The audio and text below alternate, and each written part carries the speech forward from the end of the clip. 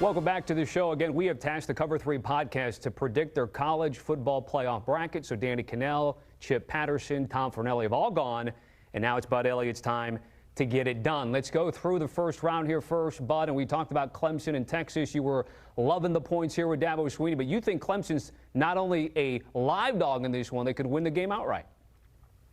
Tommy, I think they got a pretty good shot to do this. It's a fun bracket to make. I like Clemson to pull the upset, orange v. orange violence here. Tigers get it done there in Austin. I think they can score some. Texas had really not faced very many quarterbacks. If you recall, they got Mississippi State's backup. They got Kentucky's backup. They got Florida's third stringer. They got Marcel Reed from A&M, who they won the game clearly, but not a great passer. So I think Cade Klubnik and those young Clemson receivers who aren't so young anymore, like they're freshmen, but they ain't pups no more. They're kind of coming along. I think Clemson can get this thing done. Okay, give me the game script for Tennessee and Ohio State. I'm worried about this one, but I did go Buckeyes. I just think they have more firepower on the outside with Egbuka and Jeremiah Smith. But, man, Tennessee, if Nico plays up, I could be very wrong here because I do think his, maybe 85th or 90th percentile of his ability could get this done for the Vols, but I took the Bucks because of those receivers. Okay, you're going to take them. Let's get to the early game on Saturday, SMU and Penn State. Penn State for me. I just think the way that SMU defends with how those ends scream upfield, we've kind of seen this before with Andy Kotelnicki when he was an OC at prior stops. They play against that style of defense fairly well, so I think Penn State gets it done. And then finally, the game that gets us all started tonight, Indiana and Notre Dame from South Bend. I did take Notre Dame. I think Indiana's a better team probably than I realized for much of the season, but the Irish, their defense is really well coached. They don't beat themselves very often. You have to go out there and earn it. And Indiana's pretty good at beating up on teams when those teams beat themselves. So I went ahead and took the Irish. Okay, so that is a look at all the first-round games. Now we move on to the quarterfinals, all of which will be played on New Year's Day with the exception of the Fiesta on the 31st. So, again, you have Clemson moving on, taking on Arizona State and the Sun Devils. Who advances? I'm going Tigers again. I've rode Arizona State a lot this year. I thought they did a great job, and especially ATS. they were pretty amazing. But I think Clemson, with Klubnik and those receivers, can get it done. So go ahead and move them on again. Okay, so Clemson get it done in the Peach Bowl. Let's get to one that would be nostalgic of Big Ten, Pac-12 back in the day, Bud, with Ohio State and Oregon. I mean, we saw this the first time. Granted, the game was in Eugene. Very closely played game. Oregon won there. I'm projecting Oregon to win again, mainly because Ohio State's offensive line continues to fall apart with injuries. And Oregon's like, oh, both of our tackles are pretty awesome.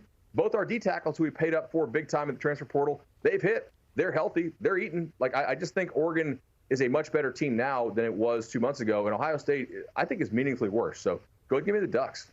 Speaking of nostalgia, hard not to be nostalgic about Boise State and the Fiesta. Sorry, Amanda, 2007. What about the 2024 edition with Penn State and the Broncos?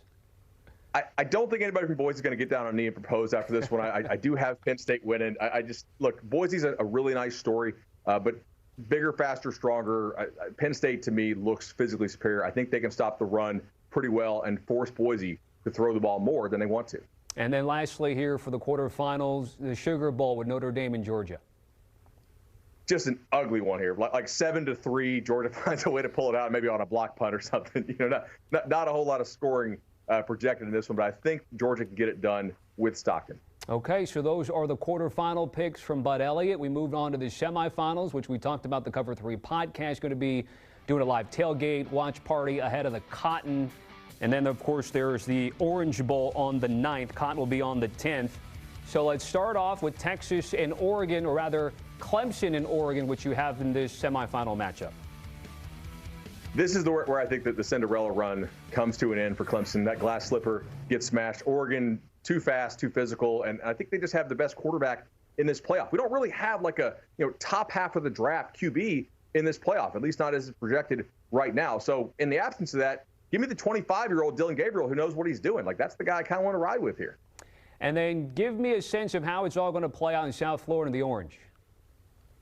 I like Penn State here. I think Penn State's run defense is better than its pass defense. But look, Georgia can't throw the ball all that well with Stockton, especially with some of how the receivers are kind of going out. So I like Penn State to get it done and advance to the national championship game.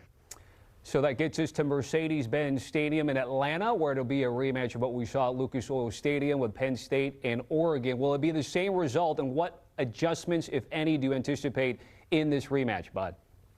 I think it will be the same result. I like Oregon here. I think Oregon defensively will probably try to force Penn State to throw the ball around a little bit more, outside the numbers and try to eliminate Tyler Warren a little more. But I do like Oregon here over Penn State. So the 1 seed, a lot of upsets, but in the end, the 1 seed gets it over Penn State. Buzz going with the Ducks to win it all. The CFP bracket breakdown here on HQ Spotlight. You can catch all of the guys from the Cover 3 on YouTube, by the way. Danny's, Tom's, and Chip's are all have been posted already. Scan the QR code, get the latest in terms of their podcast. And again, more information on that Cotton Bowl watch party, or the watch party for the Orange Bowl at the Cotton.